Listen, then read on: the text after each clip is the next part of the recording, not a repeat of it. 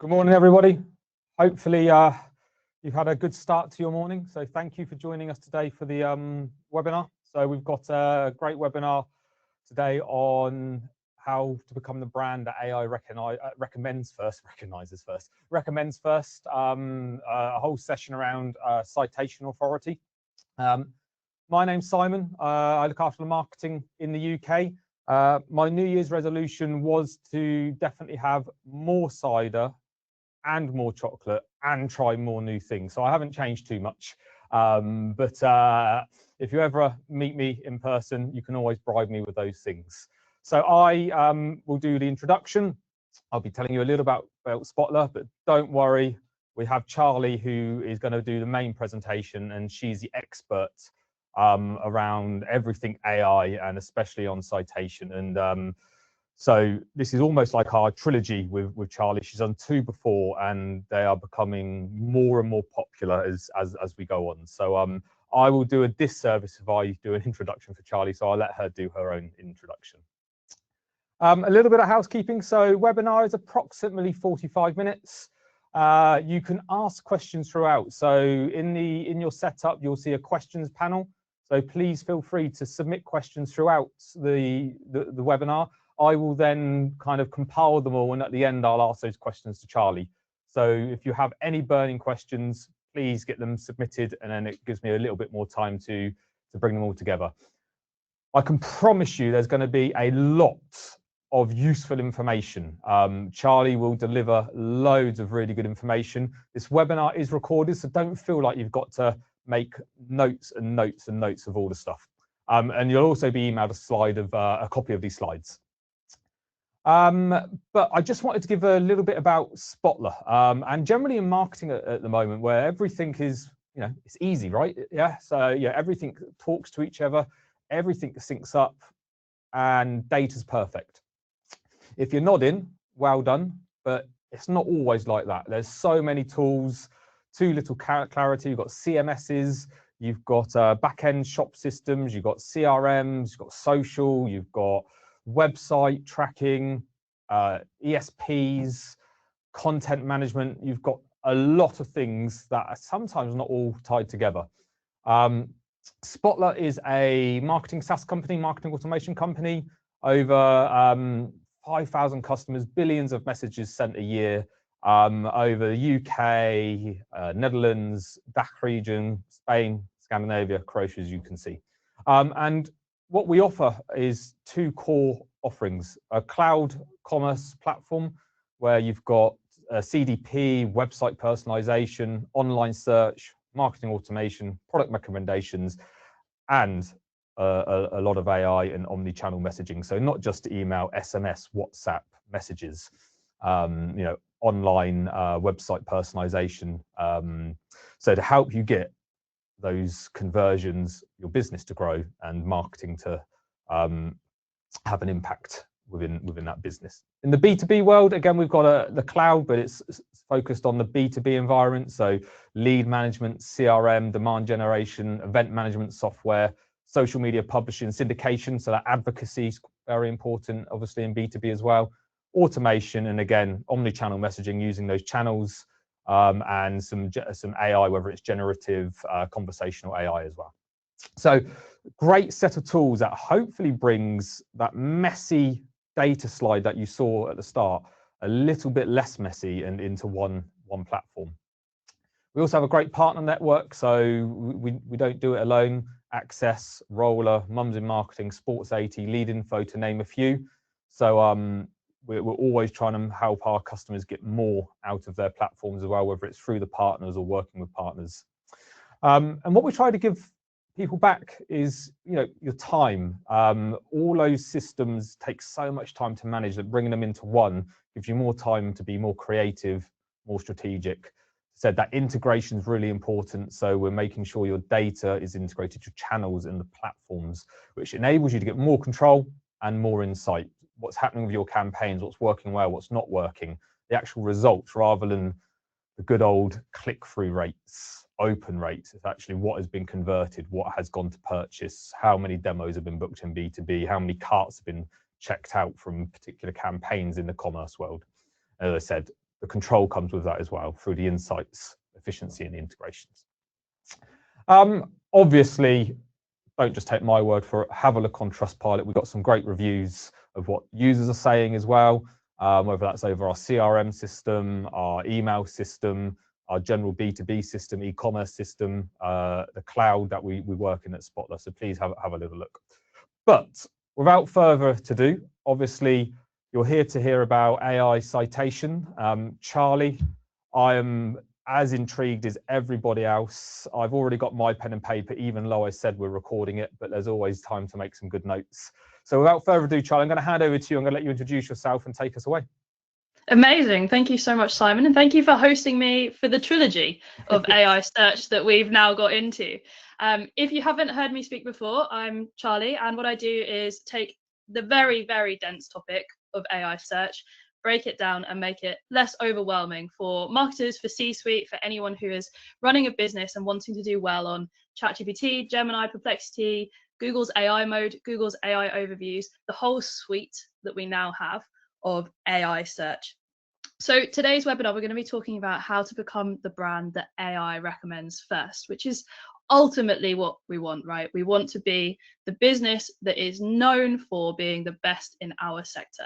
And we're going to zoom in and talk about citation authority. I'm going to take you through what citations are, what citation authority means, and how we actually get these citations so that we can become the brand that AI recommends first.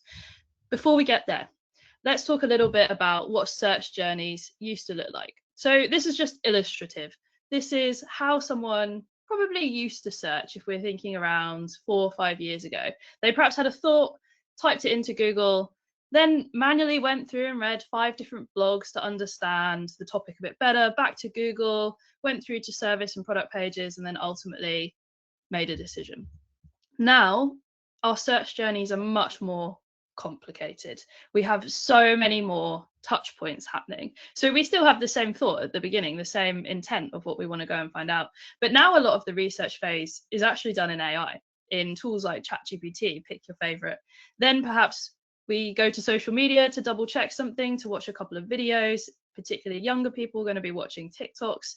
Then maybe we do go to Google. This is still super common. A lot of people who use ChatGPT, Gemini, Perplexity, or other LLMs also tend to search in Google as well, but just slightly later in the journey. And we might still end up on website, service, and product pages before we make a decision.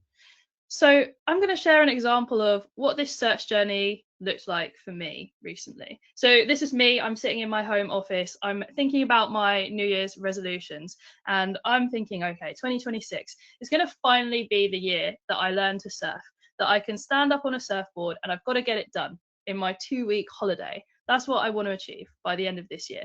If you come across me, if you see me at an event in January 2027, hold me accountable for this. Ask me how my surfing is. So the requirements for that holiday, though, it needs to be beginner waves. I don't want to be pummeled. I don't want to be under the water the whole time. I do actually want to learn to stand up. I'm a warm weather person. I don't want to be zipping up wetsuits and all of that. And I want a good surf school, a good surf camp. I want one that's well reviewed, that I know is actually going to be really good at helping me learn this. But I also have constraints, like any searcher who is looking for a solution to something. So I've got budget and I've got time of year. I only want to spend this much money, which I think is reasonable for 2 weeks worth of surf lessons and accommodation. And I have to go at a certain time of year because I need to book my holidays like everyone else who works for a business. So this is my actual search journey. This is actually what I did. I'm sitting in my office and I'm thinking, okay, I'm just going to ask ChatGPT. I really have no idea where to start. And I'm just telling it a very long query. I'm giving it context. So I want to go on a 2-week holiday. It needs to be August or September. I'm a beginner. I'm even telling it that I use an 8-inch softboard. So I want to go in warm water. I don't want a wetsuit. Where do I go? Where do I even begin? This is how most people start a search journey. They don't yet know all of the facts that they need to know at that time. And after speaking to ChatGPT, I'm like, wow, Santa Teresa in Costa Rica, that sounds nice. I would like to go there. So I do a bit of a Google search on Santa Teresa, and then I see that surf schools for 2 weeks in Santa Teresa cost 10K. Suddenly, I'm back in ChatGPT, And I'm like, okay, let's remove Costa Rica because that is way outside of the budget. I didn't originally give budget constraints. Now I'm carrying on a conversation to get closer to the kind of surf school that I actually want to go to. So ChatGPT, I'm like, let's actually have a look at some surf schools outside of Costa Rica. Then I end up in Instagram Reels after I read my ChatGPT answer. I'm looking at 2 specific surf camps that ChatGPT recommended me in different parts of the world where it's cheaper to learn to surf. And then, of course, because I'm watching Instagram Reels of these surf camps, now I'm getting social ads. I'm getting paid social ads on Instagram, meta ads on Facebook, promoting not only these surf schools, but other surf schools. I'm being retargeted. I've been on a couple of websites. I'm now seeing ads everywhere as well. So my search journey's just got even more touch points. Then I'm having a look on Google Maps. Where exactly are these surf schools? Are they the right place? How easy are they going to be to get to? I'm still conversing with ChatGPT at the same time that I'm on Google finding out other specific information before I ultimately reach my decision. So now my search journey includes so much more AI than it used to include. It's included ChatGPT, which I'm having an endless conversation with about this, but I would have also been reading Google's AI overviews, and I'm also more likely to be prompted to go into Google's AI mode so that I can start having an AI conversation about the decision I'm trying to make around a surf school. But how did I end up on these specific surf schools?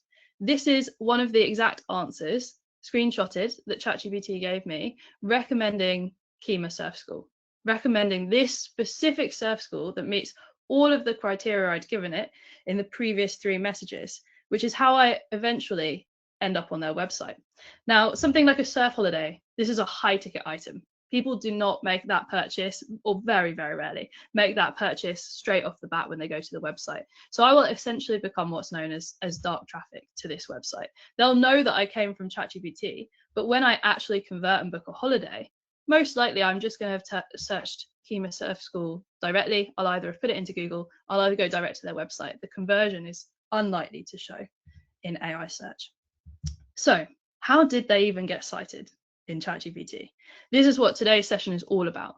We're going to be learning about how AI search engines choose which brands to recommend, why citation authority actually matters to this, not only you getting cited, but what other publishers say about you, and how to make your brand a trusted source in AI so that you're more likely to be surfaced in AI answers that are relevant to what it is you want to sell to your customers. So in case you're thinking, who is Charlie and why is she speaking about AI search? I work for an amazing agency called Exposure Ninja. Back in 2023, we published some industry first research into SGE, which is now known as AI Overviews, rebranded by Google since then. In 2024, we ran a significant amount of internal research projects to understand how AI was choosing which brands to make visible, how it was ranking them, how it was deciding which ones to actually mention and link to. In 2024 and 2025, we started delivering AI search strategies with everything we'd learned, analysing what a business needs to do to improve their visibility in AI. And by 2025, I had the absolute pleasure of being invited to speak twice on Spotlight and globally on stages to talk about AI search and actually break this down. So back to the AIs. These are our AI platforms: ChatGPT, Gemini, Perplexity, Claude. There's way more. One of the commonalities of how AI platforms surface information is that they take information from across the web, from all of these different sources. This is just illustrative. They go through so many more sources than this. It includes our own website, but it also includes review sites. It also includes Google searches, Wikipedia, forums like Quora and Reddit, things like YouTube, and review sites like Trustpilot, G2, all of those types of sites, as well as informational sites, bloggers, what people have written, news articles, Cosmo, Glamour, you name it. It can search across the web to source information. And when it's doing that, what these AIs are doing are looking for trends. They're looking for trends, they're looking for similarities that show a business to be doing the same thing. They want to understand from multiple sources what that business does, what topics it operates in, and which customers it actually serves. So let's have a look at some citations. This is a very simple query where I ask, are Riverford veg boxes good? Riverford are a organic vegetable delivery box here in the UK. They're great, by the way. I highly recommend them. What happens in this answer are citations, where AI reports where it got its information from. I like to think of citations a little bit like when you wrote an essay at university, and at the end of the essay, you had to write all of the sources of your information. You had to write who you quoted, what book it was from, what report it was from, what year it was published. AI does exactly the same thing. It tells you where it sources its information from. And if you put a branded search in about your own business, so you use your business name and you say, is business name a good company? Do they have a good reputation? That kind of search, it's quite unlikely that you will see your own business being referenced for the majority of answers. More likely, AI is actually going to cite other sources across the web. So you can see in this example, it's used Trustpilot twice, and it's also used 2 different vegan bloggers or influencers who've written reviews about Riverford, rather than taking information just from Riverford's website. If we were to write in a different kind of search, if we were actually now searching for the best organic veg box delivery in London, and we were giving AI more context about that, and we're not specifically naming the company, we've not named Riverford, now we're more likely to actually see Riverford themselves being referenced, and in this example, their competitors are also referenced. So AI citations are both your own website being cited, but very, very frequently, they're also third-party websites who speak about you, who have content published about you, being referenced as well. So why do these AI citations even matter? Why are they important? Firstly, they increase the likelihood that your business actually shows up in the AI answers. This is incredibly important, even if it's not linked, because it means that when people start their search journeys, when they're having conversations before even getting to the stage of being close to buying, your brand has come to their mind. They know that you're a top answer, a top person within your area of expertise. The second, which is also incredibly important, is improving sentiment about your business. So what do I mean by that? When AI talks about our businesses, we want it to say something that we feel is reflective of the business that we actually work for. So we want AI to describe us the way that we want to be known to our customers, and we ideally want it to describe us positively. So there's all sorts of adjectives that we might want related to our business. We might be award-winning, we might consider ourselves innovative, we might consider ourselves great value, premium. All of these sorts of things we want AI to know about our business.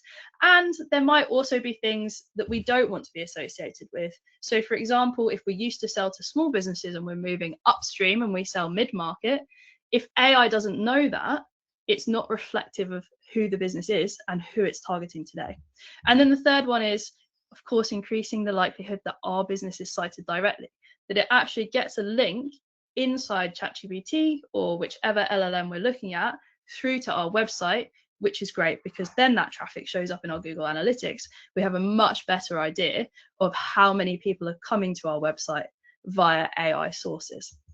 So how do we actually get these citations? We know we want them. We know they're important. Before you even start thinking about getting some citations, there's some groundwork that every business has to have done. And these may sound simple, but actually in reality, they can be quite difficult to do.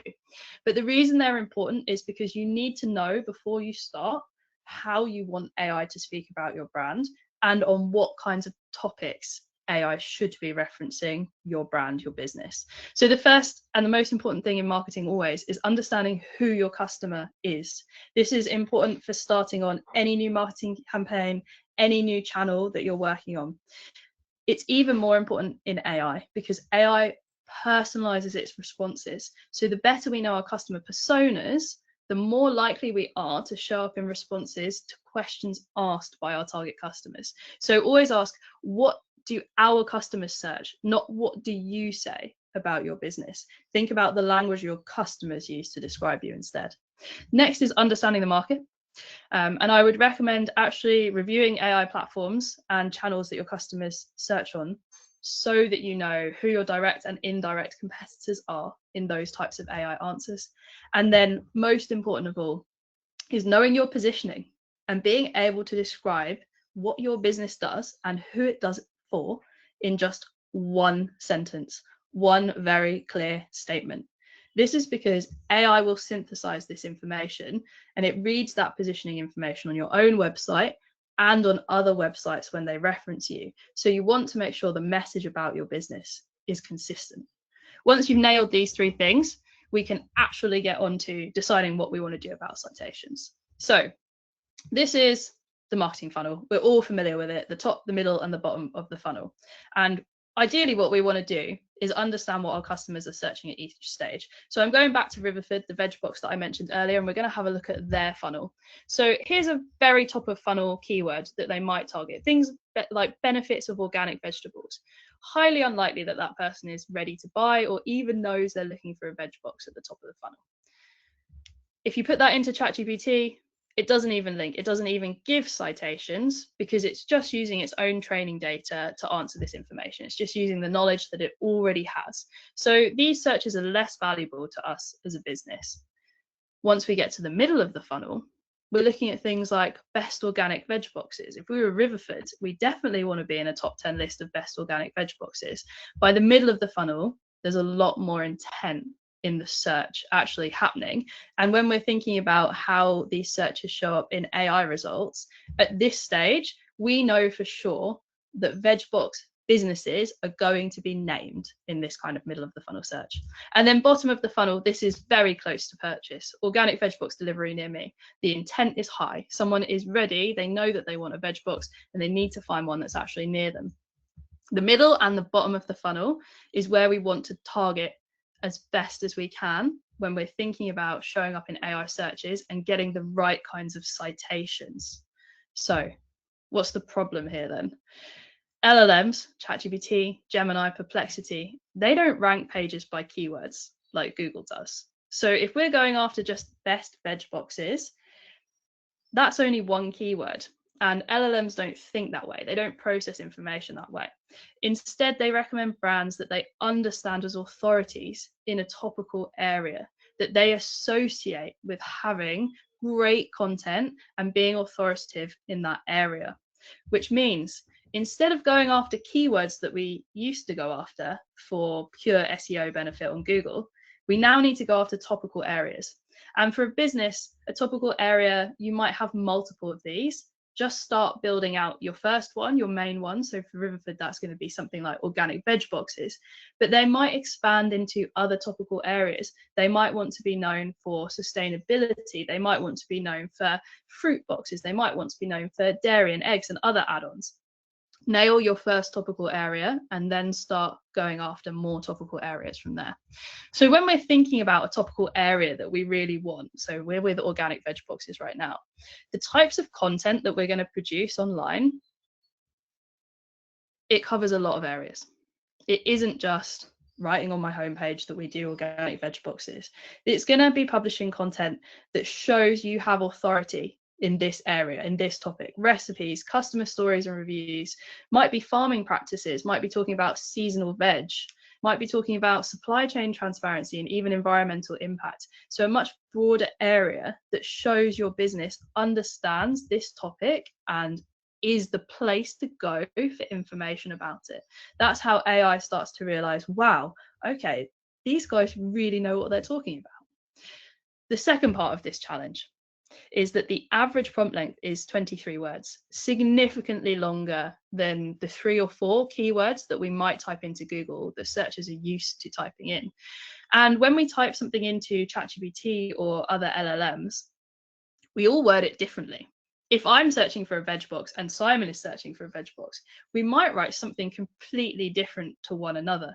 Another reason why targeting specific keywords becomes more difficult and targeting topical areas is so important.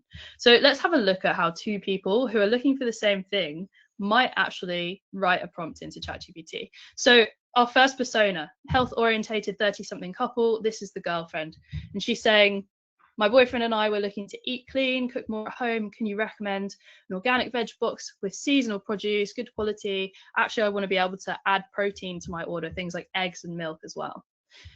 Compare this to busy mum with kids, another customer persona, and she's using very different language, even though she's ultimately still searching for a veg box delivery. So she's saying, I've got 2 kids, There's no time. I need fruit and veg box that's reliable and affordable, family friendly, that's going to make sure dinners are easy and that my kids are healthy. The priorities are different between these two customers, and they're going to get different answers when they put the search into ChatGPT or another LLM because of the way they've worded it. This is understanding our customers' language, understanding the kinds of things that motivate them, the kinds of pain points they have, the kinds of areas that our content and the content we publish about us online needs to address. So once we've got that, we know our customers, we know that we want middle and bottom of funnel. We need to think about what prompts we want to target. And when I'm talking about prompts, I'm talking about what people actually type in to ChatGPT and LLMs. The big problem, the big challenge we have to overcome with this is, unlike for keyword research that we have for Google, where we know roughly how many people search every month for a certain keyword, there's no way to know the exact prompt volumes for what people write into AI chatbots. And that's because everyone writes it differently, right? There's no easy way to do this. So we need to use the best possible way we can understand what prompts we want to target. And I would recommend still starting the same way you would with SEO, traditional keyword research that actually gives you monthly search volumes. This is a really good proxy just for knowing roughly the size of the market, the size of the number of searches that are actually happening. So these are just example keywords that Riverford would be targeting, things like 1,000 people every month searching for veg box deliveries. And then you get loads of variations of these keywords, some with smaller, some with larger prompt volumes. So great, we know how many keywords people type into Google, roughly how many people search those every month. Remember, we're looking at that middle and bottom of funnel. So the kinds of keywords that you would be looking at here are going to be things like the best product service, best solution to X, reviews, brand product reviews, case studies, especially if you're B2B, comparison, again, incredibly important in B2B, product A versus product B, or brand A versus brand B, and price and cost. Price and cost is a very big area of people moving down the funnel because they're moving from consideration into thinking about actually making a purchase from a business. So once we've got our keyword research, we now want to use our customer research, things like our sales calls, to understand our customer language. So if we go back to the two personas we were looking at earlier, they're using different language and phrases from each other. Things like eat a bit cleaner is a much younger term versus mum saying healthy food for the kids, one less thing to think about. That language helps us match the content that we're going to create and the prompts we want to target to be relevant to the customers who we want coming to us. So knowing the customer is essential. Then we can use those customer personas to understand the needs, the constraints, the pain points, the things that are most important here. So clean, quality, seasonal, healthy versus reliable, affordable, family friendly, low effort, low waste. All of those types of phrases that go with those customer personas. Then step 4. Now we know our keywords, now we know our customer language and our customer constraints and pain points and needs, we can broaden our keywords with natural language to understand the kinds of AI prompts that we want to track for our business. You can do this manually, you can try and do it yourself. You can actually use AI to help you and say you want to broaden keywords into natural language. And there's also a couple of tools out there who automatically suggest the kinds of prompts that are going to be used based on the keywords that you have. So Scrunch is an example of one of those tools, and you can see it's got some variations of the kinds of prompts that Riverford might be tracking here. So next step, searching your prompts. And I know everyone's thinking, oh, but it's going to personalize. Yes, it is. It's best to do this logged out and incognito to remove some of the bias you can from your own account. If you start making searches in your own ChatGPT, in your own favorite chatbot account, it's going to personalize to you. You're more likely to see yourself at the top. There's no perfect way to know exactly what AI is going to say because it gives different answers every time. But to get a better idea, you actually want to do it logged out and in incognito mode. Then actually have a look. Who is coming up? Are you coming up in those answers? Are your competitors coming up? Where is it sourcing its information from? So here's an example. This is another Riverford search. I want the best organic veg box in delivery in London. It needs to be weekly, 2 people, pause and cancel when I need. Lots of context. Remember, prompts are 23 words or more because people give so much more context when they're speaking to AI than they do when they're searching on Google. And you can see multiple different businesses referenced here: Abel and Cole, Riverford, London Vegbox, vegbox.org.uk. These are the citations. So now we want to understand, what exactly is AI referencing? And inside every AI, I'm just using ChatGPT as an example here, you can find the sources. In ChatGPT, scroll to the bottom, click sources, and it will open this side panel here to show you the exact pages, the exact URLs on the websites that are being referenced. This is great if it's your own website. You can start updating and refreshing content to influence what AI is saying about you, because you know exactly where it's referencing from. Of course, you can't do that for your competitors, but it gives you a starting point for thinking about the sentiment AI is describing you with. If you're thinking about Claude, you can also find all of the sources, but in a different place. They come up in the middle. If you do a search on Gemini and then you see, oh, there doesn't appear to be any citations, this is because if an AI answers just with its training data, just with the knowledge it already has, and it doesn't do any live searches, it's not giving any sources. So this will happen from time to time. And it's not just Gemini, this will happen across different AI platforms. If you see this, it's absolutely normal. It doesn't mean that other AIs won't be giving source citations for that specific query. Go on and try the next query. So, citation sources. Where are these citations coming from?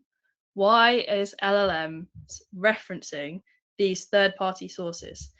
The first thing to know about citation sources is that roughly, based on average data, your website is only going to be referenced 9% of the time in topics relevant to you.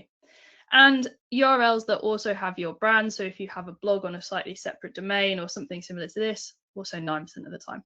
The vast majority of the pie of citation sources that AI uses are from third-party websites.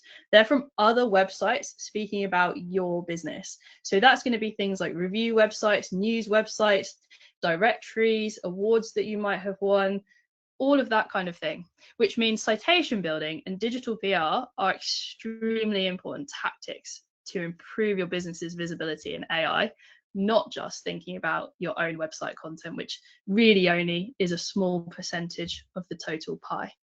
You can find exact data about this if you wanted to in the tool called Scrunch that I mentioned. You can jump in there and it actually shows you, once you've loaded up the prompts you want to track, the citations. So in this example, only 2% of the citations are actually coming from the brand, and third-party citations 97%, competitors 1% of the time in this example. So you don't need to do any guesswork to understand what the most important priorities are for that kind of business. Right. Okay, now we want to actually start targeting these citations. So next up, we know the prompts we want to track. We've used the natural language of our customers. We've had a look at some of the results, so we know roughly what they look like.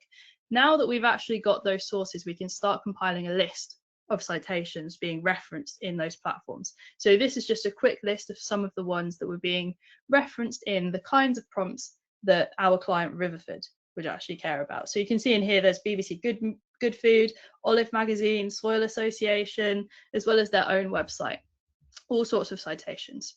I would recommend cutting out your competitors' websites because they're very, very unlikely to publish content about you or change their content based on anything that you would say to them. So just track third-party citations that aren't your competitors. This is because you have the opportunity to start influencing what these publications say about you. And there's two ways to do this. The first way is going directly to those citations. This was one of the ones for Riverford, the BBC Good Food website, and reaching out to the editor, reaching out to the publisher, saying that, hey, would you add us to this list, or would you change some of the content to say something specific about us to this list? And if we're a little bit detectives, if we put our detective spyglass out, we can also think about what these publishers might care about. You can see on this article, they may be earning commission from links on this page. So we know that some of our competitors in this example are actually offering some kind of referral bonus or affiliate commission. And that may be why they're featured in this article and we aren't, which means that if we have a good pitch for an affiliate program, a referral link for this publisher, they're more likely to update this piece of content to include us. This is a great one to do outreach for because it's also published January 6th. So it's a very recent piece of content. Another piece of content that came up here. This is really interesting because this is topical.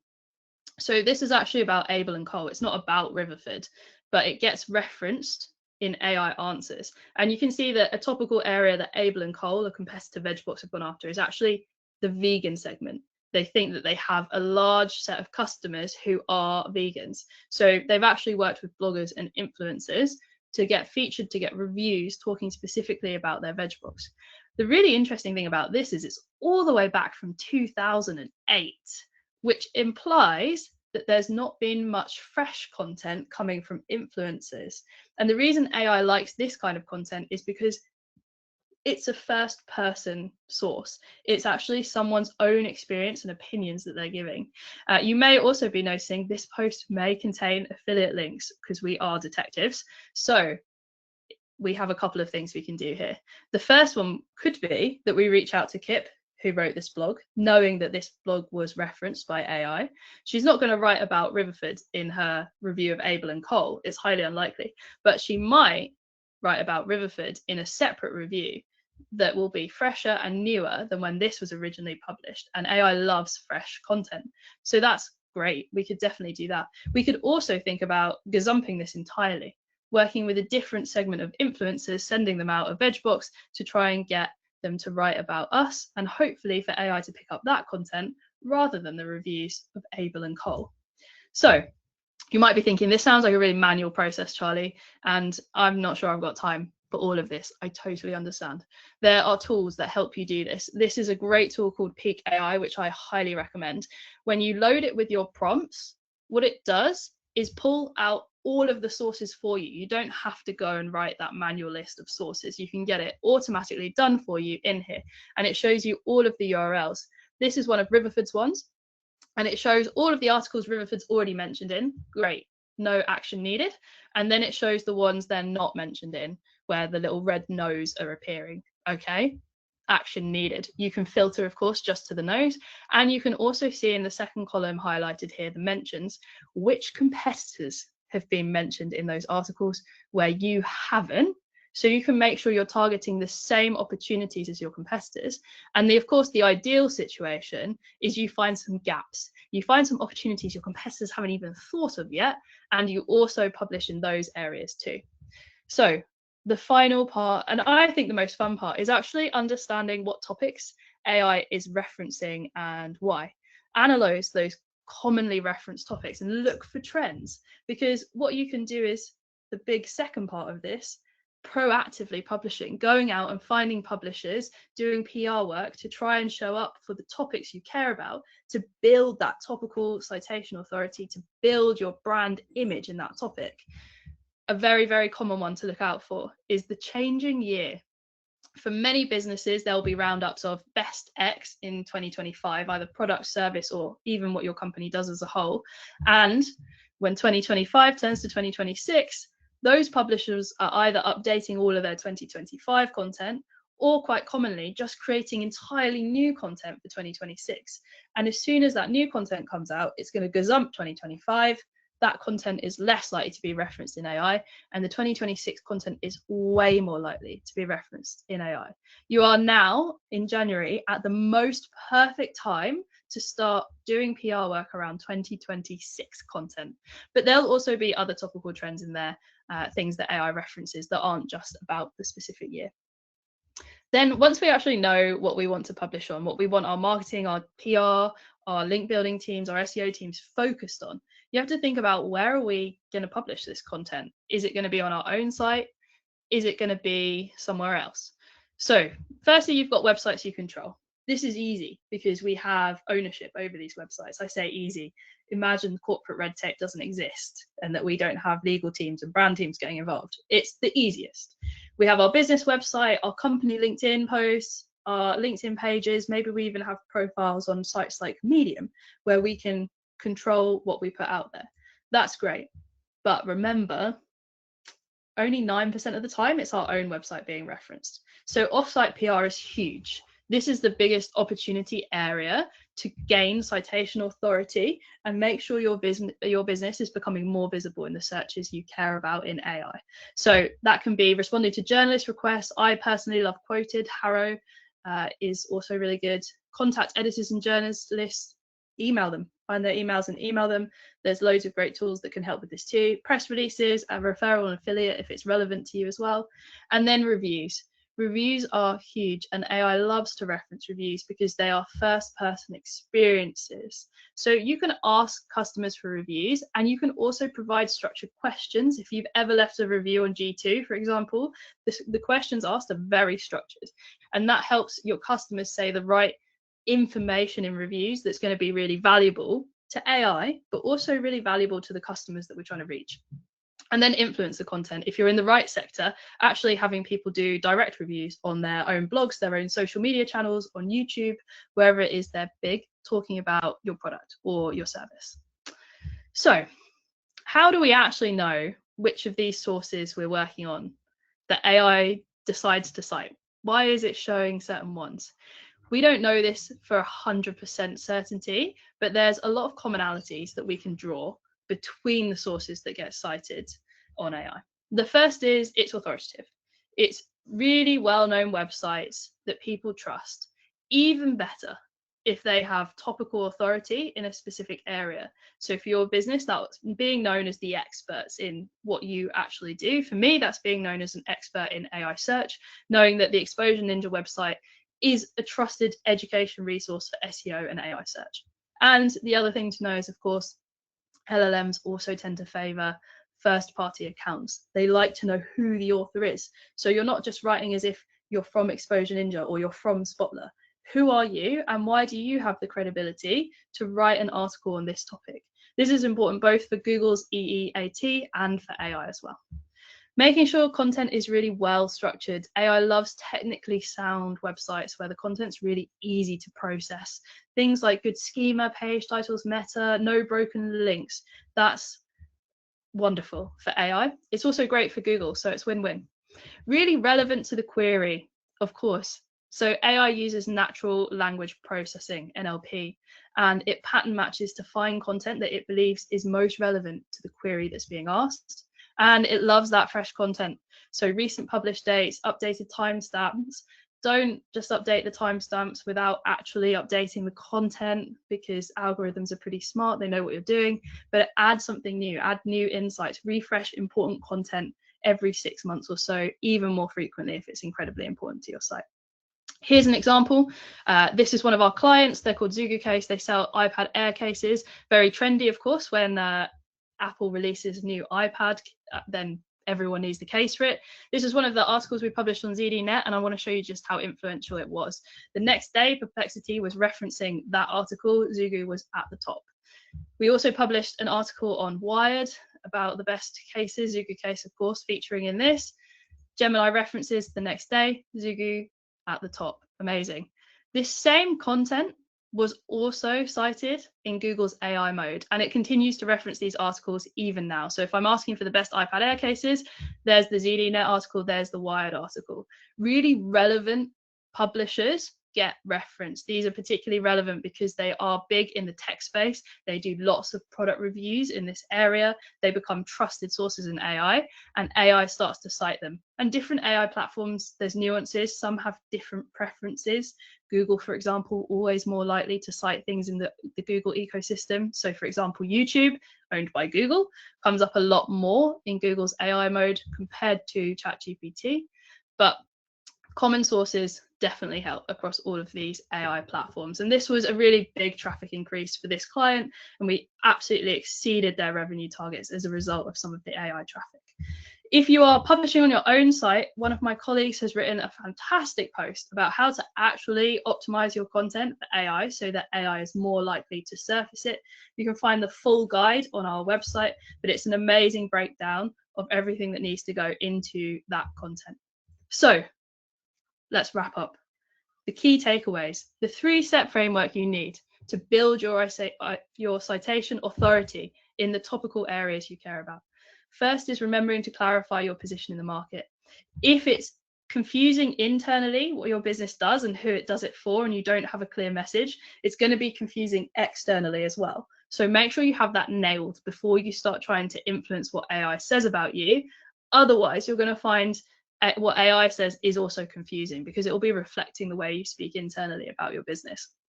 Second, targeting topical areas, not just singular keywords. You must move away from thinking only about singular keywords in the way we did with Google, and think about becoming an authority on a topic that you want to be known for.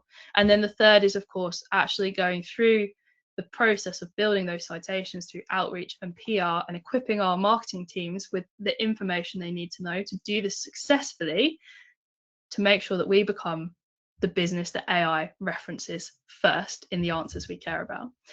If you have enjoyed this talk, then you can find more of me talking on our podcast. You can find that just by searching the Exposure Ninja podcast, and it's on YouTube, Spotify, Apple Podcasts, all the good platforms. And if you need a hand, if you're thinking this sounds like a lot of work, Charlie, like I appreciate the insights, but there's a lot going on here, that is exactly what the business I work for, Exposure Ninja, does. You can request a free website and marketing review from us at exposureninja.com/review, and we can give you a hand with thinking about your AI search strategy and what you need to prioritize.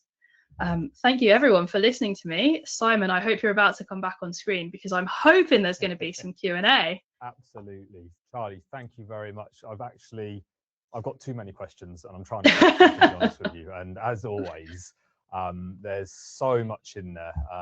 So thank you very, very much. My pleasure. By the amount of questions I've got coming in, and it looks like this might have topped the last literally. They say the third one is never as good as number 1 and 2. But except for Return of the King. Good. So before we just get into the questions, Charlie mentioned some key takeaways. So I just wanted to add one to that, really, which was you might just want to go off and cry a little bit, because there's so much in there. We had a great comment last time where one of the delegates on the webinar, their question was, I don't have a question, I'm just going to go cry into my coffee. And Charlie, I take that as a positive more than a negative. However, you do always give everybody on this call a number of things to think about.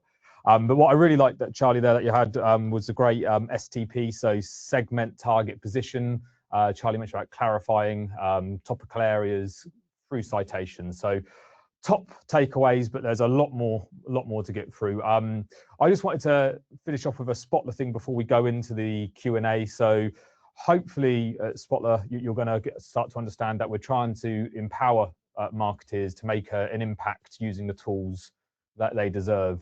And obviously from citation and so forth, the tracking is getting less and less. So it's much more important to try and convert those customers when they come onto your site. It is, Charlie mentioned, you might come off from chat at one point, but then go direct, or you'll just Google straight away. So we want to be able to take advantage of those tools that we have. And Spotler has tools around CDPs, pop-ups, conversion, incentives, persuasion techniques, whether that's B2B or B2C. And I just thought I'd leave with a couple of quotes from one of our customers of a good percentage increase in conversions from the channel of using Spotler.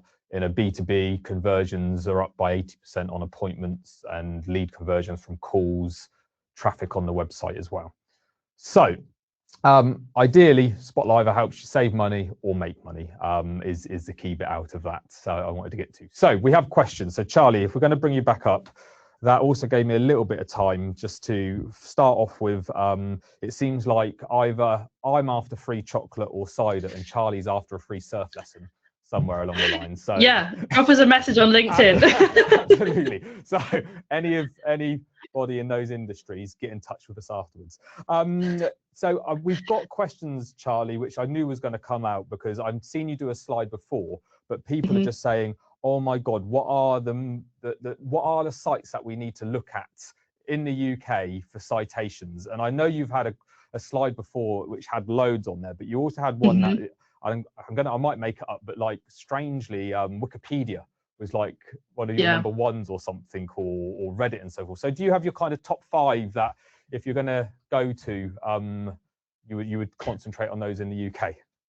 I would really hesitate to give a top five because in reality, it's very different for every business. So if you Google it, you'll easily be able to find a top 5, top 10 of most reference websites, and you're going to see things like Wikipedia and Reddit within there, who are obviously absolutely huge players when it comes to publishing content, and they have a lot of first-party content, particularly Reddit as well. You'll see those really, really commonly. The only reason I would hesitate around those lists is it's very different for every business because the topic that you're publishing in is so important. So for example, if you're in the cosmetics sector, Reddit's likely to be very important. Wikipedia is likely to be very unimportant in that sector, and you're much more likely to see publications like Cosmo and Glamour referenced than you are to see something like Wikipedia. You're definitely never going to see G2 in those types of sectors. So specifically looking for the main topical areas you care about and checking the most referenced sources will show you those commonalities and is the best way to do it. You can look for the top list just to get an idea of very big publishers that gets referenced, but I would not hone your strategy in on that.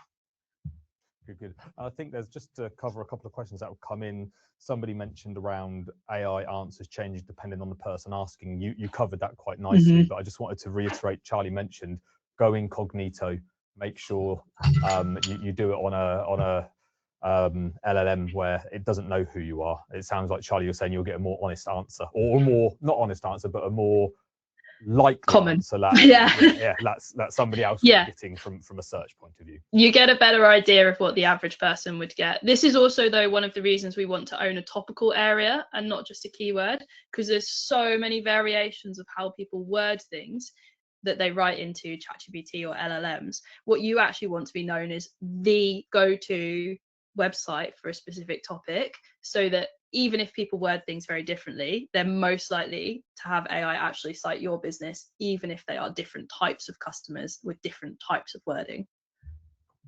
I've got an interesting one here, and not one that I thought about too much, but Aidan saying, what does good look like in terms of referral traffic in GA for LMMs? So I love that question. Is there kind of any standards out there at the moment, or is it still? This is really difficult, and most businesses, it's still less than 5% of the total traffic that they have coming in being referred by LLMs. But for most businesses, it is actually growing. There's an upward trend on the graph. So there's no definitive number of what's good. The more that you've worked on how you show up in LLMs and the more organic SEO work you've done previously, the higher performing you are likely to be on that percentage, because a lot of the foundational tactics done in SEO also benefit AI search. Jump back to the previous 2 webinars that I did with Spotler if you want to deep dive into how organic search and AI search actually interlink with one another for that. If you're thinking, where do I even see this in my analytics? Google Analytics 4 does track referral traffic and referral conversions, and if you're e-commerce, then and you've got it set up, it will also track the total transaction values coming from AI platforms. But you have to set it up manually. You have to set up a channel group that would separate out that traffic just from other referral traffic and from other organic traffic, so that you can see what's coming, and then you'll be able to see that as a percentage. You should be seeing it grow over time, unless your customers are very, very unlikely to be using LLMs. So for example, if they're 70 plus, and that's your target customer range, you're probably not going to be seeing it growing, but most businesses will be. Again, I just want to reiterate, and we'll probably put these links in the follow-ups, but I've got a number of questions around how on earth do we find keywords? Where do we go to pieces? I heard you mentioned one called Peak. I just want to reference, and you mentioned one that began with an S, Charlie, but I've completely forgotten what it was called. Yeah, there's loads of great tools. If you're doing traditional keyword research, you want to get search volumes to know rough monthly searches on Google, which is always the best place to start. SEMrush is my favorite. I highly recommend it. And there's a great tool called SE Ranking, does the same thing. If you are then looking at prompts volumes for AI search, for ChatGPT, Gemini, Perplexity, Copilot, etc., the 2 tools that I would really recommend, they do a similar thing, so pick your favorite. One is Peak AI, and the other is Scrunch AI. There's also an incredibly famous one called Try Profound, and they all work in a very similar way. I think all three of them offer free trials, so you can just jump in and experiment. I highly recommend just grabbing a free trial so you can see what it looks like and play around. Excellent. This was an interesting one, and it was interesting because you kind of alluded to it, but somebody's asking, when it comes to third-party publishers, can the LLMs detect the difference between paid for branded content and just pure editorial content? Does it matter? It's a great question, and it doesn't matter as much as people think that it matters. So LLMs rarely segment that content. Both of those articles that I actually showed, the BBC Good Food one and the vegan blogger, for example, both of those have got some component of paid in it, right? They've got some affiliate linking going on, but AI still referenced them. It didn't matter to AI. And the Google algorithm has the same issue. Like, for years, Google have wanted there to be no paying for links in articles, but ultimately they still provide value. And Google can't really differentiate which articles are paid for and which are not, unless it's very, very clearly stated as like you've bought an advertorial in the Times, where it's very labeled everywhere that it's an advert, it's an advertorial, and the piece of content might also be coming down on a certain time frame. So not really is the short answer to that, and both types of content get referenced. I've got another one that kind of links to that, and it's they said it might be a daft question. I don't think it is. When getting content on the external sites, so does it matter if it's behind a paywall? So, oh, great question. This isn't daft at all. Also, there's no such thing as a stupid question. So technically, AI is not meant to be able to scrape behind paywalls. There has been some detective work done by some very technical people showing that sometimes AI has been able to scrape behind paywalls. If you want your content cited and referenced, don't put it behind a paywall. Simple as that. How about if you are getting a reference behind the likes of, I think, The Guardian, Times, and so forth? I know they're big publications, but they're generally ones behind paywalls. Yeah. I'm assuming if it links to it and you don't pay for it, then you just can't read it anyway. But yeah, that's exactly what happens in those kinds of situations. But also, from my own searches, I have seen very few links to paywalled articles in AI, because most of the time, if it's paywalled, those publishers are trying to block AI from scraping it. Yeah, I've got somebody here, and I think this is an interesting look at it, but they're saying the so-called GEO is a bit overcomplicated. Is it not ultimately comes down to producing valuable and unique content for the target audience? I mean, you'd probably say valuable content, yes, but I guess you'd also say, actually, if you can influence where that content goes, it's getting picked up on certain sites, you need to be in that area where it's being cited, which is what that whole part was about, Charlie, I guess, when you're saying look at where you're coming in. If you're just posting the good content on your website and LLMs aren't looking at it, then yeah, this is a really loaded question, because you could also say good marketing is just about putting out good communication. Ultimately, it's true, but the strategy that you have around it makes a significant impact for the business. Putting out valuable content is great, but also if you put out so much valuable content on your website that isn't directly relevant to what you do, that's really confusing for Google and LLMs, and it often actually causes issues with getting the wrong kind of traffic, which you don't want, because then it's not going to convert well on the site, or just having loads and loads of bloat on your website that doesn't get referenced at all. So partially, yes. And then also the other side, when we think about citation building that we've been talking about today, if you're publishing on sites that have no authority and are very unlikely to get referenced by AI, you've kind of wasted really valuable content. If you've created something fantastic and then put it out there and it doesn't get referenced because you don't have a strategy about where you're actually trying to publish it, then it's probably not the best use of your marketing resource. Perfect. I've got one more question. Okay. I've got Charlie. There's people just saying thank you, brilliant, excellent. My pleasure. You're getting a number of lovely comments.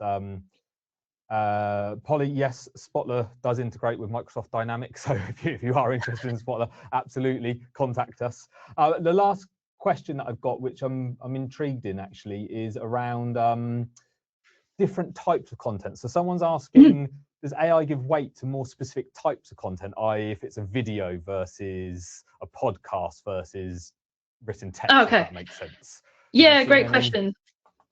This is a really, really good question.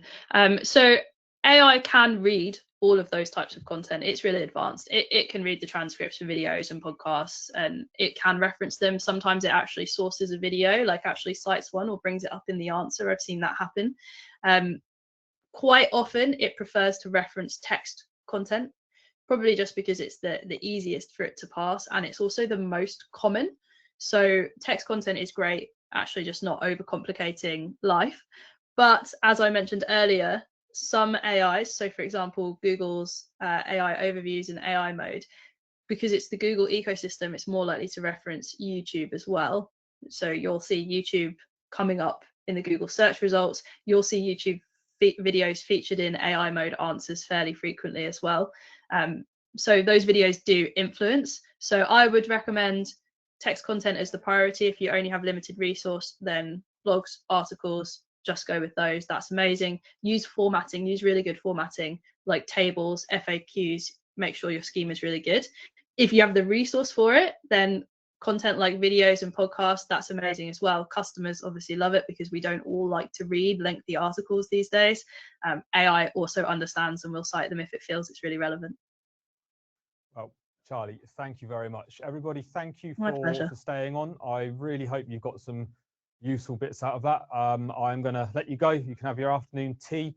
If you obviously want any more information, Charlie gave you her details before. There's a lot of people saying, can we get the slides? Can we get the video? We will absolutely send it out. It might take us a few hours just to get it out and tidy everything up. But contact Charlie directly on LinkedIn or through Exposure Ninja. For any people on the call that want to talk about marketing automation, the technology that they're using, please come and have a chat with us. We'd love to give you a demo or have a chat about what we're up to. But other than that, Charlie, thank you for that. An amazing session again, and it seemed to, as always, prove beneficial. The amount of amount of questions and the amount of feedback we get from that is amazing. So thank you very much. Thank you so much for thank having you, me. everybody on the call. Goodbye. Bye.